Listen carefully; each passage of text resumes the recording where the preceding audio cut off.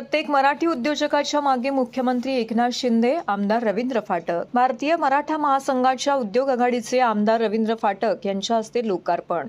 भारतीय मराठा महासंघाच्या उद्योग आघाडीचे उद्घाटन आमदार रवींद्र फाटक यांच्या शुभ हस्ते मोठ्या उत्साहात संपन्न झाले. ठाण्यातील रघुनाथ नगर येथील संगीतभूषण पंडित राम मराठे सांस्कृतिक क्रीडा मंच या ठिकाणी हा सोहळा संपन्न झाला. भारतीय मराठा महासंघातर्फे महाराष्ट्र व भारतभरातील व्यवसाय करू इच्छिणाऱ्या मराठी माणसाकरिता उद्योग आघाडी या विशेष सेवा व्यवस्थेची निर्मिती करण्यात आली आहे. या सेवा व्यवस्थेद्वारे उद्योग व्यवसाय करू इच्छिणाऱ्या प्रत्येक मराठी स्त्री पुरुषाकरिता उद्योजक बनण्याच्या प्रत्येक पायरीवरील संपूर्ण सेवा व सहाय्य प्रदान केलं जाणार आहे. भारतीय मराठा महासंघाच्या वतीने मराठी उद्योजक घडावे हा उद्देश डोळ्यासमोर ठेवून फूड ट्रक तयार करण्यात आले आहेत. त्याचा लोकार्पण सोहळा पार पडला. या कार्यक्रमात विविध क्षेत्रातील मान्यवरांचा सन्मान सोहळा देखील संपन्न झाला. छत्रपती शिवरायांच्या जयघोषात संपूर्ण परिसर दुमदुमलेला पाहायला मिळाला. यावेळी आमदार रवींद्र फाटक, माजी नगरसेवक दीपक पेतकर, माजी नगरसेविका जयश्री फाटक, माजी नगरसेविका मिनल संखे, त्याचबरोबर माजी नगरसेवक गुरमीत सिंह तसेच अनेक मान्यवर उपस्थित होते.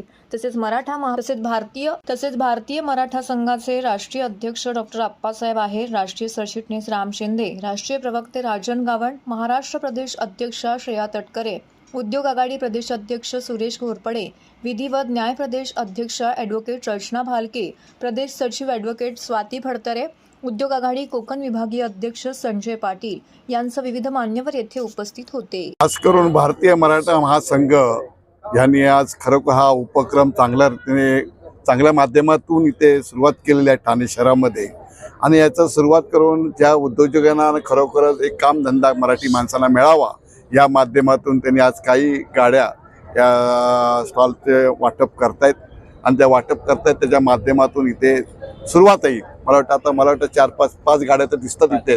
आणि खरोखरच या टीमचे सर्व सहकारी, या मराठा संघाचे सर्व पदाधिकारी, राजन गावंडे असतील, आपले सर्वच पदाधिकारी या लोकांनी मेहनत केल्यामुळे हे सक्सेसफुल होऊ शकलं. आणि या कार्यक्रमाला सुरुवात केल्यानंतर आज खरोखरच सुरुवात झालेली आहे. आणि हळूहळू ठाणे शहरामध्ये महाराष्ट्रामध्ये असाच माध्यमातून उपक्रम चालू व्हावा असं मला वाटतं.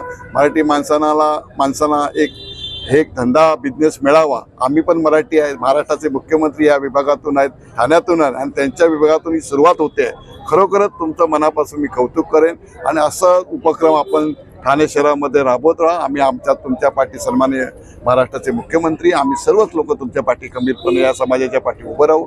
म्हणजे आज आमचा हा पहिला प्रोजेक्ट आहे जो आज आम्ही लॉन्च केलाय भारतीय मराठा महासंघाच्या उद्योग आघाडीच्या माध्यमातून. या व्हॅनचं आम्ही अगोदरच सांगितलं की नुसती फूड व्हॅन नाही, तर याच्यामध्ये मल्टिपल पद्धतीचे व्यवसाय याच्यात करता येईल. उदाहरणार्थ आज आम्ही इथे ज्या गाड्या ठेवल्यात ज्याच्यामध्ये 2 फूड व्हॅन आहेत, ज्यामध्ये पोळीभाजी केंद्र, उपहार केंद्र इथं चालवता येईल. पण फळ आणि भाजी विक्रीची गाडी इथे आहे, आईस्क्रीम पार्लरची गाडी आहे. त्याचबरोबर आपण पाहिलं असेल तर या ठिकाणी तुम्हाला एक प्रचाराचं वाहन आम्ही ठेवतो. म्हणजे आता सगळ्या निवडणुका येतात, या निवडणुकामध्ये चौकसभा होतात, या चौकसभा या वाहनातून आरामशीरपणे करता येतील अशा तऱ्हेचं एक वाहन आम्ही केलंय, जेणेकरून आमच्या मराठी माणसांच्या हाताला कुठलाही प्रकारचा जो व्यवसाय आहे त्याला तो मिळाला पाहिजे.